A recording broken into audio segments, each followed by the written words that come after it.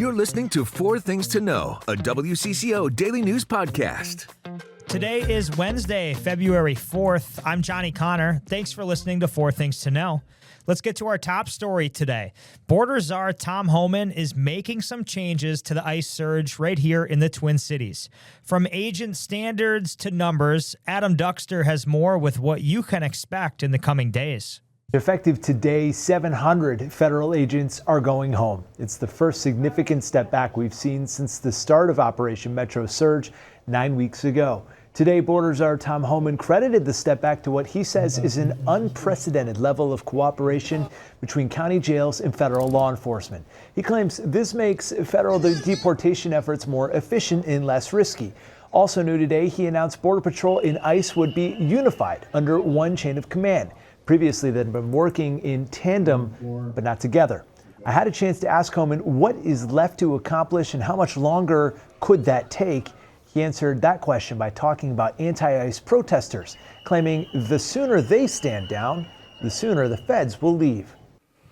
My goal with the support of President Trump is to achieve a complete drawdown and end this surge as soon as we can. And a complete drawdown is going to depend on the cooperation, continued cooperation of local and state law enforcement and the decrease of the violence, the rhetoric, and the attacks against ICE and Border Patrol.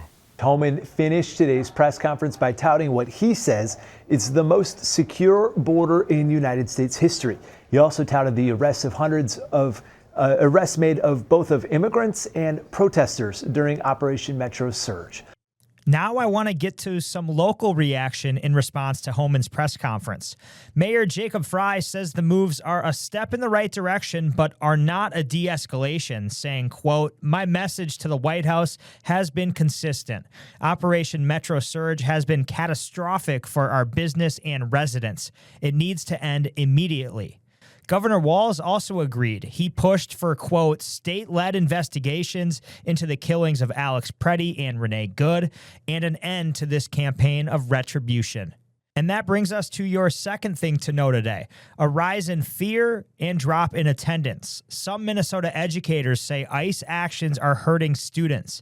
They have sued to block ICE from school property, saying the feds have disrupted education and attendance has dropped 50% at some schools. The president of Education Minnesota says students can't learn when there are armed, masked federal agents stationed within view of classroom windows. Sometimes, he says, for days on end. We will learn more about this lawsuit this afternoon, and you can look for those updates on WCCO TV tonight and our website, WCCO.com. Number 3, today we heard from state leaders after Children's Minnesota announced it plans to pause some gender-affirming care for children. This comes amid threats that they say are coming from the federal government. Children's made that announcement yesterday. We'll get to the state leaders' response in just a minute, but first, the message on Children's Minnesota website. It reads, the hospital will temporarily pause prescribing puberty-suppressing medications and hormones, namely estrogen and testosterone for minors. That change will go into effect on Friday, February 27th. The hospital says they are making the change because of an increase in federal actions directed at places like Children's that provide this care. Children's Minnesota also stressed that its gender health program is not closing and will still provide, quote, supportive care, mental health services, and guidance regarding both medical and non-medical treatment options for our patients and their families. Now to the response from state leaders. Today, the Minnesota Queer Legislators Caucus responded to the pause at Children's Minnesota, and I want to play you some sound from Keith Ellison, the Attorney General for Minnesota. And we cannot forget why or where the pressure is coming from. The federal government has its eye on Minnesota ever since Trump's inauguration over a year ago now. This is part of their ongoing attack on our state, our values, and our institutions. They don't like that we take care of our kids here, that we feed them at school, that we provide them with daycare, and we offer them life-saving care that gender-affirming care is so often is. Number 4, 2 weeks ago, an Amber Alert triggered a frantic search north and south of the Twin Cities for a young girl. Now the Sherburne County Sheriff's Office is asking for the public's help. Investigators believe there could be more victims. 28-year-old Joseph Bragg is charged with 1 count each of kidnapping and criminal sexual conduct. That's according to court documents. The court complaint states that the girl's mother told investigators she communicated with Bragg on Facebook. Bragg asked the mother if anyone in Zimmerman, Minnesota was looking for child care services. The Sherburne County Sheriff's Office believed Bragg may have used social media to offer nanny or child care services to others. They want to speak with anyone who may have employed him. Allison Frey with the Jacob Wetterling Resource Center, they are not connected to this specific case, but she says while social media can be a resource, it can also create risks. Social media can be hugely helpful in getting the word out that a child is missing, to network people, to get people rallied, to get word out quickly. It can also be a risk to kids, and that's why we teach internet safety to kids of all ages here in Minnesota, as well as to parents. Anyone with information is being asked to contact the Minnesota BCA. You can find their phone number on the BCA's website. Those are the 4 things to know today. Now let's check in on a finally warming up next weather forecast. Hey guys, next weather meteorologist Adam Del Rosso checking in. We've got a nice warm up on the way as we get ready to head into the tail end of this week. Even through the rest of this afternoon and evening, temperatures stay in the 20s. They'll drop a little bit into the lower 20s early this evening, but with the wind shifting a little bit more southerly and southwesterly, it's not going to be a terribly windy night, but that direction is important because it's going to get those temperatures to climb even more while we're sleeping. As you wake up, we're going to be in the upper 20s, close to 30. High temperatures tomorrow afternoon make it into the upper 30s, close to 40. We're not going to see a whole bunch of sunshine tomorrow. There might be a peak or two if we're lucky, but it is going to feel so much better. It'll be our first time above freezing here in the Twin Cities metro since January 16th. Enjoy. And now, here's more to know. St. Paul police found the driver that they think killed a pedestrian last night. It happened about 6:30 at the intersection of Front Avenue and Grotto Street North. They say a vehicle hit a man that left him with severe head injuries. The driver was nowhere to be seen, and the victim was pronounced dead. Police say they found the driver later nearby and took him into custody. They are still investigating. To politics now, the Democratic Party says it was a historic caucus night, even months before Minnesota elects a new governor. The party claims at least 30,000 people came out from all over the state last night. But one of the biggest questions may have been answered. Of the 13 Republican candidates, who will win that nomination? A straw poll put Minnesota House Speaker Lisa Demuth in first place, with businessman Kendall Qualls a close second. Mike Lindell came in third. That trio has led in almost every small county straw poll leading up to last night. Speaker Demuth released a statement saying, in part, our team has focused our efforts on organizing and empowering Minnesotans to get our state back on track after 2 disastrous terms of Tim Walz. She continued saying, we know Amy Klobuchar would give us nothing more than a rubber stamp Walz's 3rd term.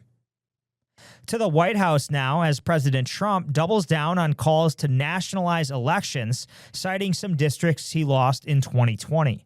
He made these comments while signing several bills that ended the short-lived government shutdown. All agencies now have been funded through September. The one sticking point, the Department of Homeland Security, which was only funded for 2 more weeks. Democrats want to see reforms. One of those reforms is about wearing body cameras.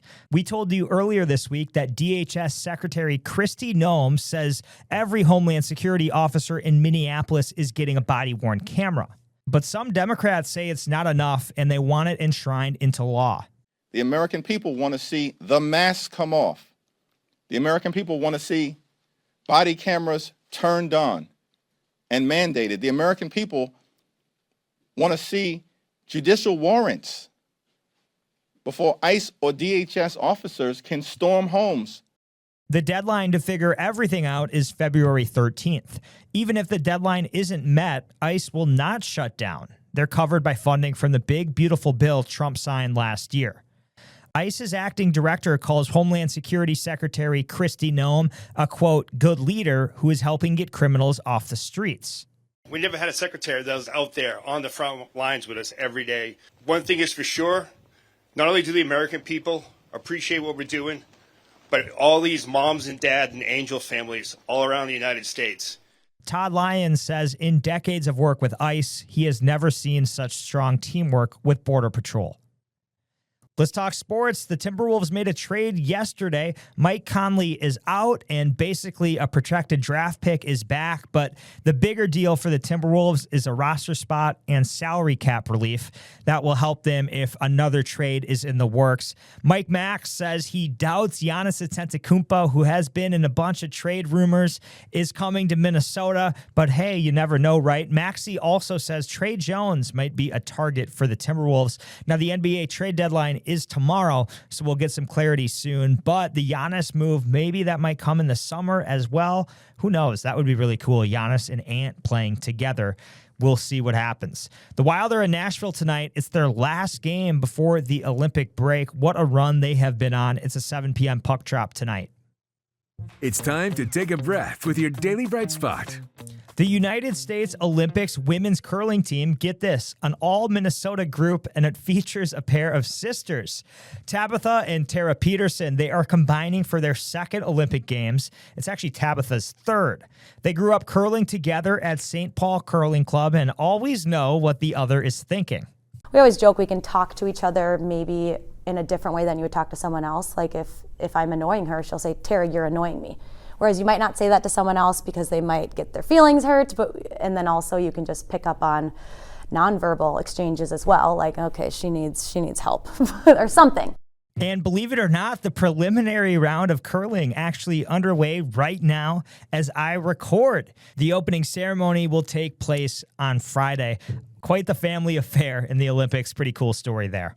I'm Johnny Connor. This has been 4 Things to Know. We are here with the news you need every weekday afternoon by 3 o'clock. Thanks so much for listening today. Enjoy the Olympics. We'll talk to you tomorrow.